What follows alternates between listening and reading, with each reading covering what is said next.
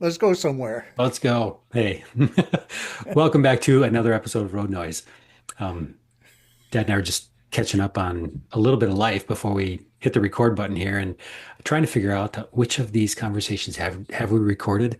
Because I mean, for those of you that are traveling with us over the last couple of years, know that we've recorded a lot of these conversations, and we're both of a certain age where sometimes it might not be easy to remember all the things that we've recorded. So. And I'm more of that age than you Yeah. are. So forgive us if we've already shared this one, if Dad's already shared this story, but it's a fun one. So we thought, hey, if we've already recorded it, it'll be a fun reminder, fun little rabbit trail, if you will. So that's a little bit of a Gra- hint. Yeah. Grandma McKinney uh, lived with my mom for several years. And she died when she was 94.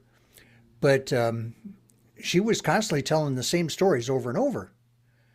And she would start a story, and my mom would say, Mom, you've already told me that.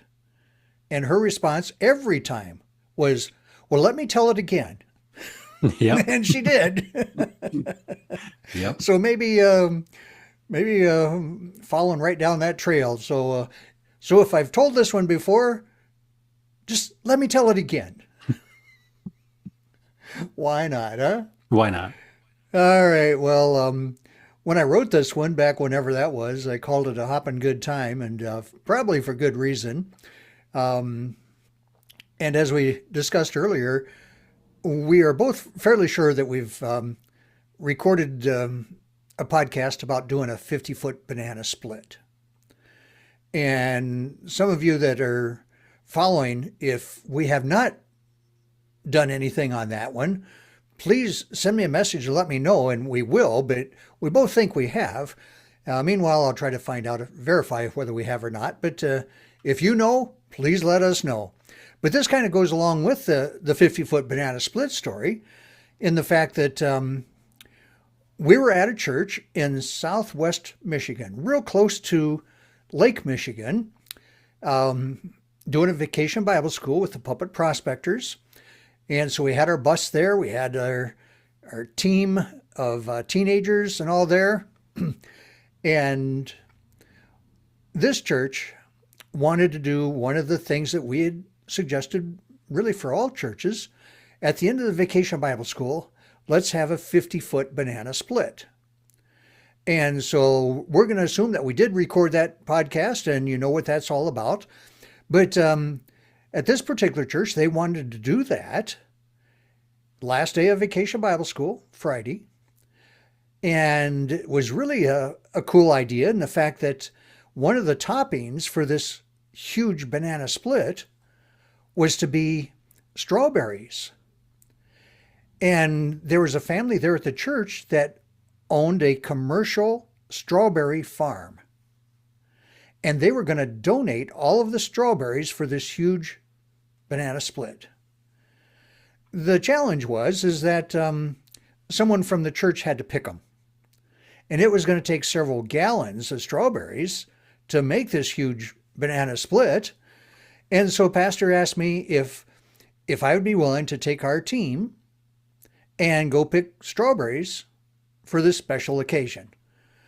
And I liked the idea, other than the fact that I wasn't too excited about taking the bus to wherever it was we had to go pick. And I shared that concern with him. Not that we couldn't, but it was kind of awkward. Anyway, so he said, take the church van. They had like a 12-passenger van, and said, here's the keys. So this was earlier in the week. So we had planned that, okay, after Vacation Bible School is over on Thursday morning, Thursday afternoon, we'll load everybody up. We'll go pick strawberries and bring them back to the church. And they had people there that was going to clean them, get them all ready for the next morning, so that at the end of Bible school on Friday, we've got the banana split. Well, the other cool thing about going to get these strawberries was that they were very encouraging in the fact of, you've heard the old saying, one for the bucket and one for the belly?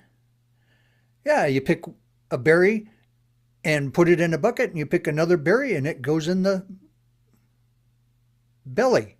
All right, I had to think about it. One for the bucket, one for the belly, one for the bucket, one for the belly. And so it's kind of an all you can eat thing.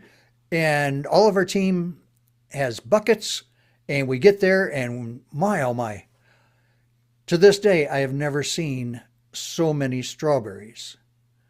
I have no idea how many acres of strawberries these people owned, but it was strawberries as far as you can see, to your north, to your south, to the east, to your west. I mean, it is just huge.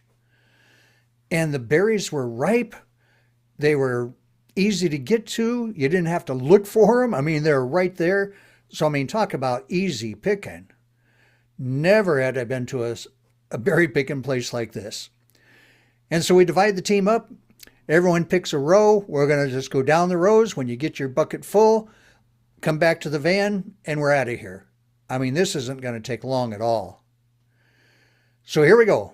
Down the rows. Everybody, one in the bucket, one in the belly, one in the bucket, one in the belly. And so one of our teens, one of the gals, is going down a row about 3 or 4 rows next to me.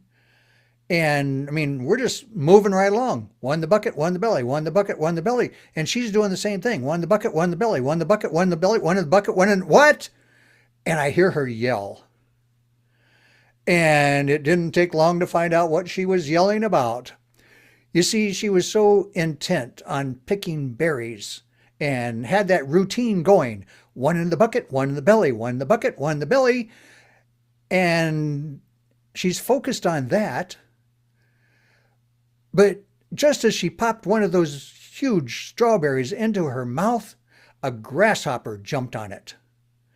Well, it took her a while to realize what she had done, and by the time she realized what had happened, her mouth had already closed and her teeth already started doing what teeth were designed to do. And so yes, she did. She ate a strawberry and a grasshopper all in the same bite. Yeah, she was kind of upset about that, but hey, grasshoppers are good eating from what I've been told. They're full of protein. I mean, if you're in a survival situation, I mean, nothing wrong with eating grasshoppers. In fact, some of you might even be familiar of a guy in the Bible that ate grasshoppers. Any idea who that might be? Well, if you said John the Baptist, you're right. But he didn't have he didn't have a strawberry with his. Near as I can tell, John the Baptist had grasshoppers with honey. I guess there's chocolate-covered grasshoppers that you can buy today and so forth. So, grasshoppers with strawberries, grasshoppers with honey, grasshoppers with chocolate, it's still protein. Oh, some of you might be questioning the grasshopper thing in John the Baptist. Okay, when you read in Matthew chapter 3, verse 4, or in Mark 1, verse 6, it talks about John the Baptist eating locusts. Locust, grasshopper, I'm guessing they pretty much all taste like chicken. Or they're close. Well, anyway, so similar and together there. But anyway, so that's the story of this gal. And at the end of the summer, we always gave our summer team some kind of gag gifts. And when we got back that summer, having been on the road basically for 10 weeks, we have this kind of celebration get together, and there was no better appropriate gift than to give this young lady a grasshopper. Yes, I found a grasshopper at the sporting goods store. It was, had a fish hook in it, but we told her that was to discourage her from eating that particular grasshopper. Well, anyway, so that's our story for today. It's a hopping good time. Yeah, and I have memories of this one. It's a fun one. It's been a family story that's been shared several times over the years. Because how often does someone eat a grasshopper? At least That's right. in Michigan, anyways.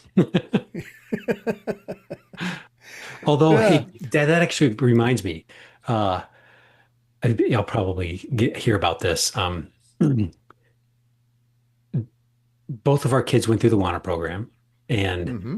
one of the games for one of the Awana events one night was, they often do these relays back and forth. Back You and got forth. a team of boys that got to, take something from point A to point B and back and forth, back and forth. Well, this relay was the team of boys had to go down to run across the gym floor to a table, and and on that table were plates for each of the teams, and on the plates was a cricket.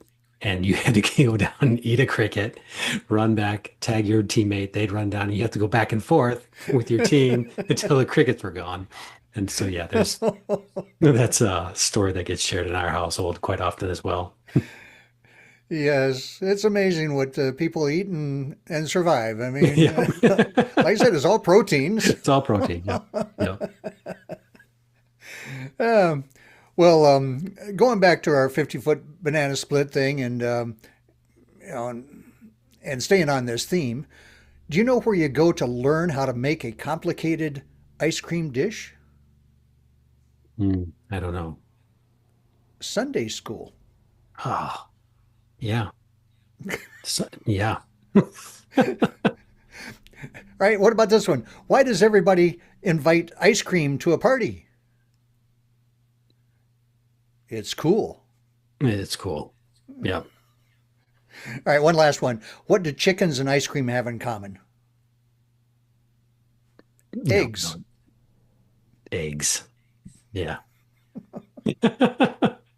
Okay, let's park it. Yeah. And like I said, Yeah. if somebody remembers whether we did the 50-foot banana splits, let me know. And if I do hear that we didn't do it, you'll hear it next week. Yep. And a good chance that you'll just have a chance to tell it again. So, Tell it again. yeah, great. Well, until then, we'll pick it up again next week. If this is road noise, does that make it a retread? Oh, yeah. Yes, it does. Yep. Signing off.